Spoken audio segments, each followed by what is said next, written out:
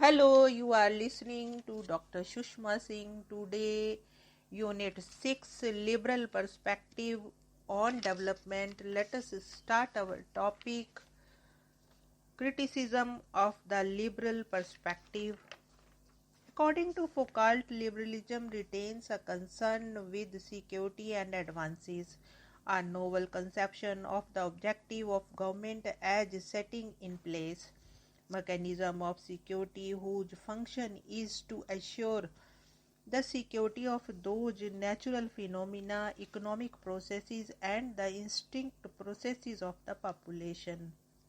Foucault suggests that liberty has been used as a condition of the economic and biological security of the citizens by the liberal state.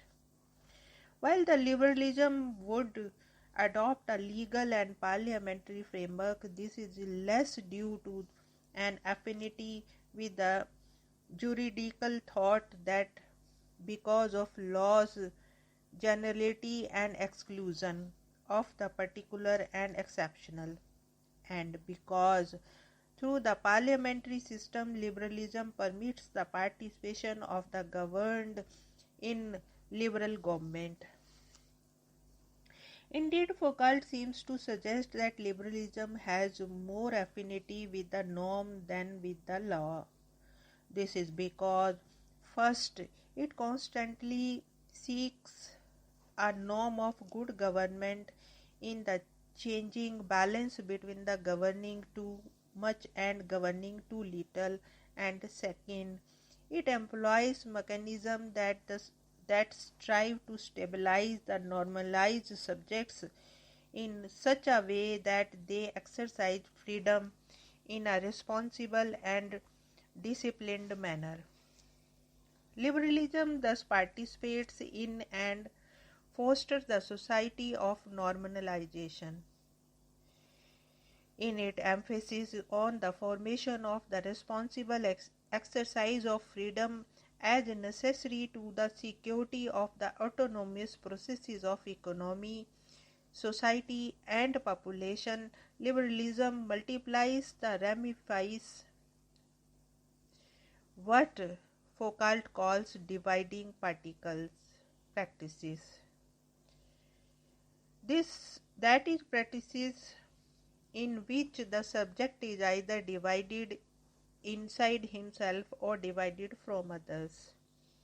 Moreover, the history of liberalism shows how a range of liberal techniques can be applied to those individuals and populations who are deemed capable of improvement and of attaining self-government. Foucault's account for liberal governmental formation suggests a complex articulation of the issues of biopolitics and sovereignty. It is an articulation of elements of shepherd folk game concerned in its modern form to optimize the identities of the life of the population and normalize the identities of individuals within it, and of the citizen game in which the individual appears as an active and responsible citizen within an self-governing political community and within commercial society. In this balancing act that modern liberalism has thrived by mastering the mechanisms of disciplining and subjugation of the citizens. Although the main objective of ideology was to promote liberty, nevertheless, while liberalism may try to make safe the biopolitical imperative of the optimization of life by deploying the notice of the rights and framework of law, it has inherited from form of sovereign rules. It has shown itself permanently incapable of arresting the emergence of forms of knowledge that make the optimization of the life of the others. Now let us conclude the unit. Liberalism is an perspective of development has to be understood in a broader framework in terms of its economic, political, and social meanings. The modern day political ideologies and economic and social policies primarily flow from liberal perspective. Historically, liberalism has been put to use for the unhindered growth of capitalist economy and the capitalist social order.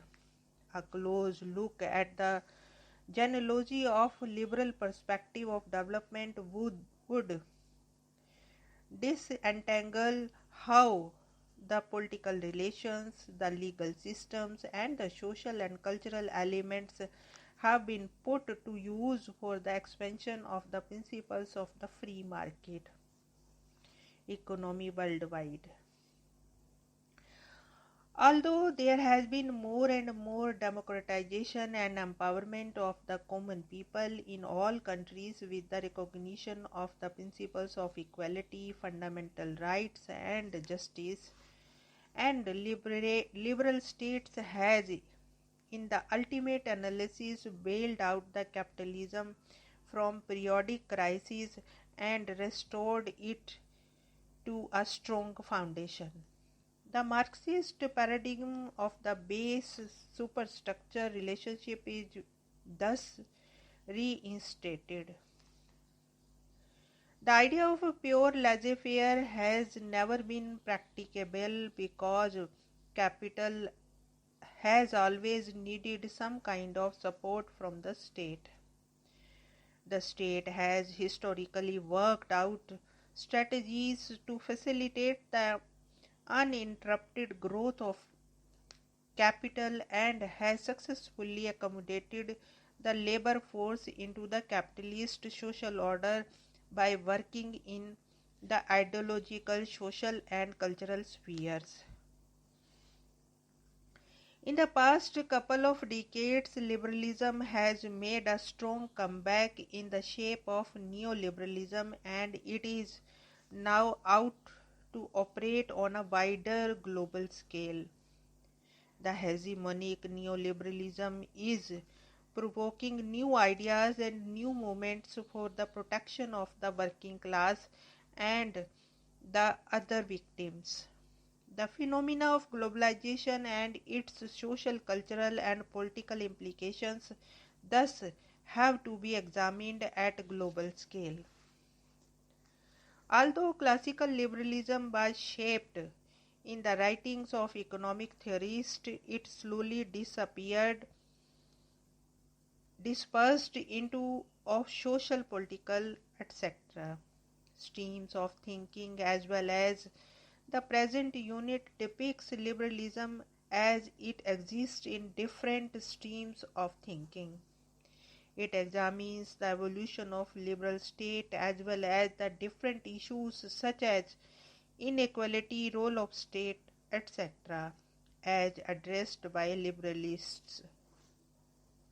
Also, we made an attempt to examine the neoliberal ideas and how is it different from liberal views. Finally, a critical appraisal of liberal theories is conducted. Here we want to close our today's lecture as well as Unit 6. Thanks for listening.